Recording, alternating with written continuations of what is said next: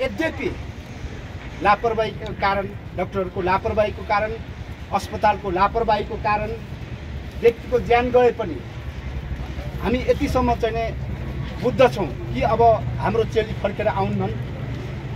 त्यसकारण पीडित परिवार हामी सम्पूर्ण जो पीडामा छौँ त्यो पीडालाई केही न केही कसरी हुन्छ अस्पतालको व्यवस्थापन समितिबाट मल्लम पट्टी लगाउने त्यो बोलीमा हुन्छ, त्यो व्यवहारमा हुन्छ। त्यसको अपेक्षा गरेर हामी हिजोदेखि लगातार हामी यहाँको व्यवस्थापन पक्षसँग कुरा गर्न चाहिरहेको थियौँ। यद्यपि कुरा गर्न समेत उनीहरूको चाहिँ दिलचस्पी छैन। मानौँ कि उनीहरू व्यक्तिको उपचार होइन, व्यक्तिको मृत्यु दिने प्रमाणपत्र पाएर बसिरहेका अधिकारी हुन्। यस्तो किसिमको व्यवहार हामीले भोगिरह्यौँ। यद्यपि हामी अत्यन्त विवेकपूर्ण संयमित ढङ्गबाट हामीले उनीहरूलाई पनि वार्ताको टेबलमा ल्यायौँ। तर हामीलाई थाहा थियो कि ती आधिकारिक व्यक्ति होइनन्, यहाँको प्रशासन हेर्ने सामान्य क्षेत्राधिकारभित्रको मान्छे हुन् भन्ने थाहा हुँदाहुँदै पनि हामी बस्यौँ। किनभने छलफल गर्नुपर्छ भनेर बस्यौँ। हाम्रा पीडित परिवार जो चेलीको श्रीमान हुनुहुन्छ, दाजुहरू हुनुहुन्छ र हामी पनि उहाँको माइतीहरू हौँ। केही न केही यो घटनालाई उहाँहरूले एउटा संवेदना व्यक्त गर्नुहुन्छ भन्ने अपेक्षाका साथ बस्यौँ। 2 चरण बस्यौँ। त्यसपछि उहाँहरूले भन्नुभयो कि हामी फेरि पनि बोर्डका सदस्यहरू, बोर्डका पदाधिकारीसँग जो बाहिर जानुभएको छ हामी कुरा गर्छौँ र 10 बजे हामी तपाईँहरूसँग फेरि बस्छौँ, यस सम्बन्धमा बस्छौँ भनेर भनिसकेपछि हामी फर्क्यौँ। यहाँ कुनै किसिमको अराजकता नहोस् भनेर 10 बजे रातिको 10 बजे 10 मिनट आजको 10 बजे बेलुकाको हिजोको कुरा हो। आज 10 बजे उहाँहरूले र केही हामीले त्यसको वे आउटहरू जस्तो कि हामी पनि पीडामा हुँदाहुँदै पनि अब यही कुरालाई चाहिँ हामीले सधैँभरि अगाडि बढाएर हुँदैन।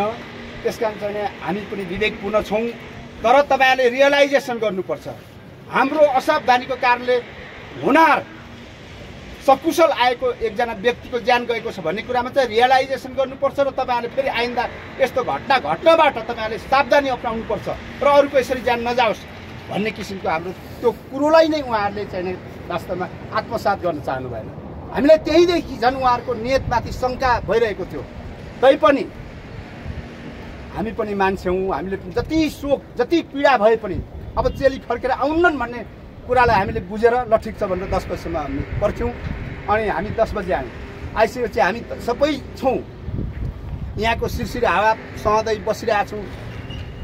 हामी पनि त मान्छे हुन् त, हाम्रो पनि त सहनशीलताको एउटा सीमा छ नि त, हद छ नि त। त्यो हद नाग्ला जस्तो हुन थालिसकेको अवस्था थियो, देखिरहेको छ। एउटा मान्छे मरेको छ, कसरी मर्यो मान्छे भनेर हामी सोध्छौँ। उहाँहरू जवाब दिनबाट हच्किरहनु भएको छ, भागिरहनु भएको छ। अनि सुरक्षा सम्पूर्ण यो जिल्लामा यो क्षेत्रमा भएको सम्पूर्ण सुरक्षा दस्ताहरू उहाँहरू पनि त आखिर हाम्रै दाजुभाइहरू हुन्छ नि त, उहाँहरूको पनि त मन छ नि त, उहाँहरूको पनि मर्म छ नि त। तर उहाँहरूलाई मेसिन जस्तो पारेर हामीलाई चाहिँ अवरोध गर्नको निम्ति वरिपरि राखिएको छ, देखिरहेछ। हामी पनि जिम्मेवार मान्छेहरू हौँ, हामीले पनि कसैले कुनै न कुनै जिम्मेवारी सम्हालेको छौँ। त्यस्तो अप्रिय घटना एउटा त घटेको छ, फेरि हामीबाट घट्छ थोरै थियो, हामी जान्दैनौँ। तर अन्तमा उहाँले विभिन्न नौटङ्की गरेर हामीलाई एउटा वार्ताको कोठामा लग्यो। उहाँहरूको चाहना थियो जिल्ला प्रशासनमा सिडिओहरूको चाहिँ अगाडि हामीले बडो लाचारीका साथ चाहिँ उभियौँ भन्ने उहाँहरूको चाहना थियो। हामीले त्यो मानेनौँ। स्पट यहाँ छ, सब यहाँ छ, शिशु बच्चा जो भर्खर जन्मेको बच्चा यहाँ छ, यही वार्ता गरौँ। बरु हामीबाट यदि अप्रिय घटना घट्छ भने हामी निश्चित मान्छेहरू जिम्मा लिन्छौँ, त्यो हुँदैन। हामी सबै शुभेच्छुक र शोकमा डुबेको मान्छेहरू यहाँ भेला भएको छौँ भनेर त्यो ग्यारेन्टी लिन खोज्दाखेरि पनि उहाँहरूले त्यो पल्लो ब्लकमा बोलाउनु भयो। हिजोकै पात्रहरू, एकजना पात्र नयाँ आउनुभएको थियो। हामीलाई थाहा भयो कि हामीलाई गुमराहमा राख्न यताउति ललाट ठोकाइ गरेर चाहिँ उहाँहरूले छुटकारा पाउनलाई आएको भनेर हामी बस्न चाहनु भन्यो। अनि बसौँ नबसौँ उहाँहरूकै जोड बलले हामी बस्यौँ। बसिसकेपछि सपाट उहाँहरूको जवाब, धेरै लम्बेतान गर्न खोज्नु त होइन, निचोडमा के हो त तपाईँहरूको कुरा भन्दाखेरि तपाईँहरू छानबिनमा जानुहोस् भन्नु, पोस्टमार्टम गर्नुपर्छ भन्नुभयो। यदि त्यसमा चाहिँ त्रुटि आएछ भने हामी कारबाही भोग्न तयार छौँ। त्यो किसिमको जवाफ हामीलाई पाच्य भएन। हामीले त्यसपछि त्यो वार्ताको थलोबाट आएको छौँ।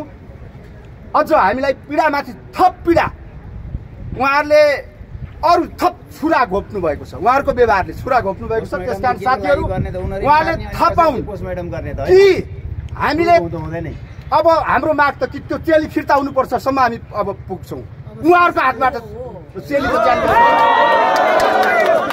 यस्तो कुरा होइन। कि तपाईँहरूले सुरक्षा दस्ताको बलमा अरूको ज्यान लिनुहुन्छ? तपाईँहरूले ल लिनुहोस्। होइन भने तपाईँहरू चाहिँ यो मान्छेलाई सकुशल मान्छेलाई मृत्युको घाटमा पुर्याउने संस्थाको रूपमा यो संस्था हुन्छ। यो खारिजी हुनुपर्छ। अनि त्यसपछि हाम्रो चेली फिर्ता हुनुपर्छ भन्ने माग हुन्छ। अन्यथा हामी यहाँबाट हट्नेवाला छैनौँ। यति भन्दा यही हो वास्तविक बाटो यही हो। उहाँहरू पटक्कै उहाँहरूले मानवीयता संवेदना पोख्ने काम पटक्कै भएको छैन। बिल्कुल भएको छैन।